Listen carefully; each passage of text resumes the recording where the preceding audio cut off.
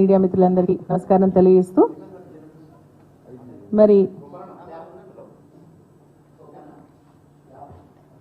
కాంగ్రెస్ ప్రభుత్వం హామీలపైన కప్పదాటు వైఖరిని ప్రజలు గమనిస్తూ ఉన్నారు. సో ఆ హామీలపైన స్పష్టత లేదు. మొన్న ఇదే వేదిక పై నుంచి నేను మాట్లాడడం జరిగింది. పార్లమెంట్ సమీక్షా సమావేశం తర్వాత మేము క్లియర్గా చెప్పడం జరిగింది ఏంటంటే ప్రభుత్వం చాలా ఇష్యూస్ పైన ఫెయిల్ అయింది. తక్కువ షార్ట్ పీరియడ్లో మరి అవకాశం ఇవ్వాలని మా నాయకుడు కేసీఆర్ గారు చెప్పడం వల్ల మేము ఎక్కువ మాట్లాడలేకపోతున్నామని ఆ రోజు కూడా స్పష్టంగా చెప్పడం జరిగింది. ఈరోజు ఏంటంటే మహిళలకు సంబంధించిన 6 గ్యారంటీలకు సంబంధించినటువంటి ఇష్యూస్ పైన వారు చెప్పడం జరిగింది. ప్రజాపాలనకు సంబంధించినటువంటి సమస్యల పైన మొన్న దరఖాస్తులు తీసుకున్నారు. అది 6 గ్యారంటీలు కాదు, కేవలం 5 గ్యారంటీస్ అని కూడా ఆ రోజు చెప్పడం జరిగింది. అంటే దాంట్లో యువ వికాసం అనేది లేదు. అదేవిధంగా మహాలక్ష్మి పథకంలో కూడా బస్ ఫ్రీ ఇస్తున్నా తప్ప మళ్ళీ మనకు 2500 పర్ మహిళకు కానీ 500 రూపీస్ గ్యాస్ కానీ ఇవ్వడం లేదు. సో ఇవన్నిటి కూడా మేము మాట్లాడుతూ మాకు ఆ రోజు మేము క్లియర్గా చెప్పడం జరిగింది ఏంటంటే ప్రోటోకాల్ ఇష్యూస్ వస్తూ ఉన్నాయి, సెక్యూరిటీకి సంబంధించినటువంటి ఇష్యూస్ వస్తూ ఉన్నాయి అని చెప్పడం జరిగింది. దాంట్లో భాగంగానే నిన్న మేము నలుగురం మెదక్ జిల్లాకు సంబంధించినటువంటి శాసనసభ్యులందరం కూడా మరి శివధర్ రెడ్డి గారు అడిషనల్ డీజీ గారికి కలవడం జరిగింది. కలిసి మేము ఎదుర్కొంటున్నటువంటి సమస్యలపైన వారికి చెప్పడం జరిగింది. కాంగ్రెస్ ఎందుకంటే మేమందరం కూడా ప్రజలతో ఎన్నుకోబడ్డటువంటి ఎమ్మెల్యేలం, వారు అదేవిధంగా ఎన్నుకోబడ్డారు. కాంగ్రెస్ పార్టీకి సంబంధించిన వాళ్ళం, మేము అదేవిధంగా ఎన్నుకోబడ్డాం. కాబట్టి మరి ఈరోజు వాళ్ళని ఒక రకంగా మమ్మల్ని ఒక రకంగా చూస్తూ వారికి ఎస్కాట్ పైలటింగ్ ఇస్తూ మాకు ఇవ్వకుండా ఇబ్బంది పెడతా ఉన్నారు. మరి ప్రోటోకాల్ ఇష్యూస్ వచ్చినప్పుడు మా ఫొటోస్ పెట్టట్లేదు, వాళ్ళ ఫొటోస్ పెడుతున్నారని చెప్పేసి కూడా మేము స్పష్టంగా చెప్పడం జరిగింది. వీటన్నిటిని కూడా మాట్లాడుతున్నటువంటి సందర్భంలో మరి అదేవిధంగా ముఖ్యమంత్రి గారు కూడా అందుబాటులో ఉన్నారన్న ఆలోచనతో వారి దృష్టి కూడా తీసుకెళ్లాలని కర్టసీగా కలవడం జరిగింది. దానికి మరి ఈరోజు నిజంగా ఏంటంటే పత్రికల్లో పెద్ద కథనాలు వస్తూ ఉన్నాయి, మీడియాలో ఏంటంటే మేము ఏదో పార్టీ మారుతున్నట్టుగా, మరి రహస్య చర్చలు జరుపుతున్నట్టుగా, సీనియర్ నాయకులు ఎవరో మమ్మల్ని టచ్లో ఉన్నారు కాంగ్రెస్ పార్టీకి సంబంధించిన వారని చెప్పేసి చెప్తాను. దీన్ని తీవ్రంగా ఖండిస్తూ ఉన్నాము.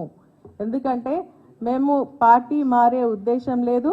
మా నాయకుడు కేసీఆర్ గారి పైన పూర్తి నమ్మకం విశ్వాసంతో వారి నాయకత్వము పనిచేయడానికి మేము ఉన్నామని మొన్న కూడా స్పష్టంగా చెప్పడం జరిగింది.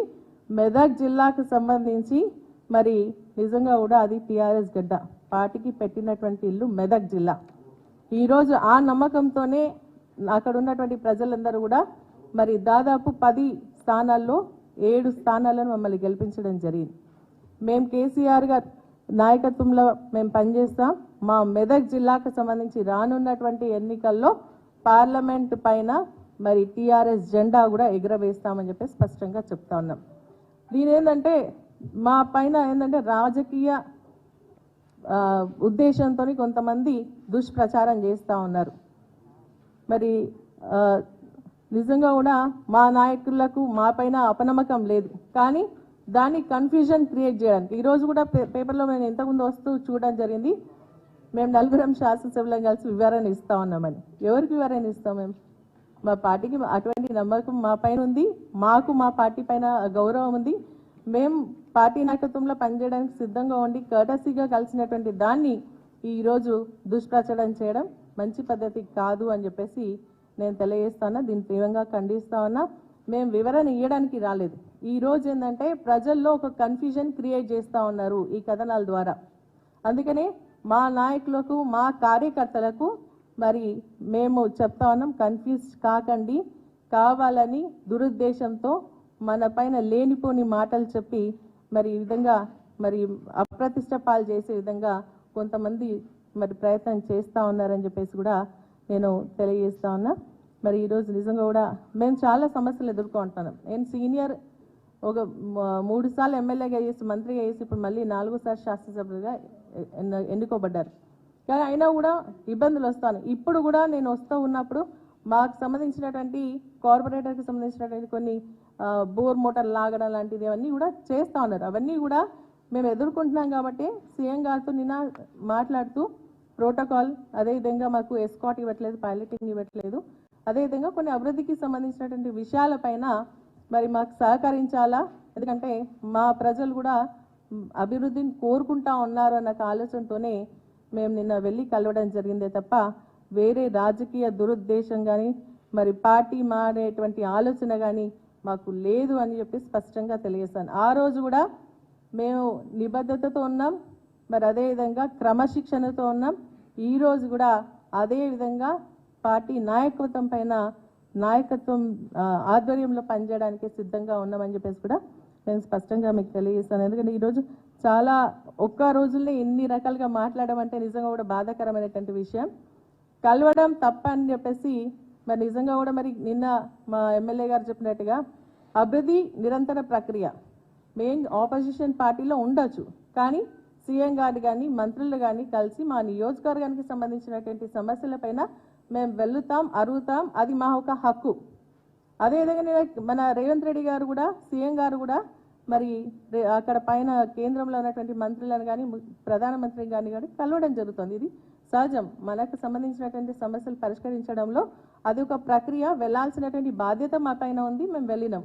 దానికి ఈ విధంగా మరి రాజకీయంగా దుష్ప్రచారం చేస్తూ మా ప్రతిష్టకు భంగం కలిగే విధంగా మాట్లాడితే మాత్రం మేము నిజంగా కూడా మరి మేము డిఫమేషన్కి పోవాల్సినటువంటి పరిస్థితి వస్తుంది అని చెప్పేసి కూడా స్పష్టంగా నేను తెలియజేస్తాను. ఈ రోజుకు సంబంధించిన కొన్ని ఇష్యూస్ పైన కూడా, ప్రోటోకాల్కి సంబంధించినటువంటి ఇష్యూస్ పైన కూడా మన ప్రభాకర్ గారి, మరి అదేవిధంగా మన మైపాల్ రెడ్డి గారు కానీ, అదేవిధంగా మా మాణిక్యరావు గారు కానీ, చింతా ప్రభాకర్ గారు ఎదుర్కొంటున్నారు. మన చింతా ప్రభాకర్ గారు మొన్న కూడా నేను స్పష్టంగా చెప్పినాను, కళ్యాణ లక్ష్మి చెక్కులు పంపిణీ చేసింది ఎవరు, గతంలో ఎవరు పంపిణీ చేసింది, ఎమ్మెల్యేలు పంపిణీ చేసింది. అదేవిధంగా ఈరోజు వారు పంపిణీ చేసేందుకు వెళ్తే అక్కడ ఉన్నటువంటి కాంగ్రెస్ పార్టీ ఇన్ఛార్జీలు వచ్చి ఆయన ఇలాగ ఆయనకు ఆరోగ్యం బాగాలేదు, అయినప్పటికీ కూడా ఆయన పక్కకి జరిపి వాళ్ళు ఇచ్చినటువంటి పరిస్థితి ఉంది. ఈరోజు మేము ఏదైనా కార్యక్రమం కోటే మాకంటే ముందే కాంగ్రెస్ పార్టీకి సంబంధించిన వాళ్ళు కూర్చొని మాకు ఎమ్మెల్యేగా ఉన్నటువంటి హక్కుకు భంగం కలిగిస్తున్నారు, మమ్మల్ని పక్కకు కూర్చోబెట్టేటువంటి పరిస్థితి వస్తూ ఉందని చెప్పేసి నేను అడిషనల్ డీజీ గారిని కూడా కలవడం జరిగింది. అదేవిధంగా అదే విషయాన్ని మేము సీఎం గారి దృష్టికి కూడా తీసుకెళ్లడం జరిగింది. అభివృద్ధికి సహకరించాలని అడిగినాం. ప్రజలు గెలిపించినటువంటి ఎమ్మెల్యేలుగా మాకు మరి సహకరించి మా నియోజకవర్గ అభివృద్ధి ఇంతకుముందు ఇచ్చినటువంటి శాంక్షన్స్ ఆపేయడం జరిగింది, అవన్నీ కూడా ఇవ్వాలని చెప్పేసి చెప్పడం జరిగింది. సో మేము అడుగుతున్నాం, ఈ ఒక సమస్యలు ఏవైతే ఈరోజు వారు అంటే హామీలు ఇచ్చిండ్రో ఆ హామీలన్నీ కూడా నెరవేర్చాలని చెప్పేసి చెప్తూ, మరి అదేవిధంగా మనకు కరెంటు బిల్లులు కూడా ఈరోజు మా గ్రామాలకు వెళ్తున్నప్పుడు కరెంట్ బిల్లులు కట్టమని ఫోర్స్ చేస్తున్నారని ప్రజలు అడుగుతున్నారు. మేము అడిగినప్పుడు ఖచ్చితంగా ప్రభుత్వం దృష్టికి తీసుకెళ్ళాలి. ఆ విధంగా మేము అడుగుతాను. మీరు జనవరి నుంచి కరెంట్ బిల్లులు కట్టొద్దన్నారు, మరి ఇప్పుడు ఎందుకు ఫోర్స్ చేస్తున్నారు అని అడిగితే మాత్రం మరి దాన్ని రాజకీయ దురుద్దేశం అని అంటే ఎట్లా? ఆపోజిషన్లో ఉన్నాం, కరెక్ట్గా మేము ఆపోజిషన్ పాత్ర పోషిస్తాం. ఇప్పుడు కానీ అసెంబ్లీలో కూడా మా వాదన వినిపిస్తాం ప్రజల పక్షాన. అదేవిధంగా ప్రజలకు సంబంధించినటువంటి సమస్యలు కూడా మరి ముఖ్యమంత్రి గారు కానీ, మంత్రులు కానీ, అధికారుల దగ్గర కానీ వెళ్ళాల్సినటువంటి బాధ్యత మా పైన ఖచ్చితంగా వెళ్తాం. దీన్ని మేము నిజంగా నిన్నటి నుంచి వస్తున్న దాన్ని చూస్తుంటే చాలా బాధ అనిపిస్తుంది. ఎందుకంటే ఒక సీనియర్ శాసనసభ్యులుగా ఇటువంటి అపనిందను మరి నా మీద వేయడం అనేది మంచిది కాదు అని చెప్పేసి కూడా నేను చెప్తాను. ఇటువంటి మీడియాలో వచ్చేటువంటి కథనాలు ఏమున్నా కూడా స్పష్టంగా మమ్మల్ని అడగండి, మా ఒక ఉద్దేశం తీసుకొని వేయాలే తప్ప మా పైన మరి దుష్ప్రచారం చేసే విధంగా ఉండొద్దు అని చెప్పేసి కూడా నేను స్పష్టంగా తెలియజేస్తా ఉన్నాను.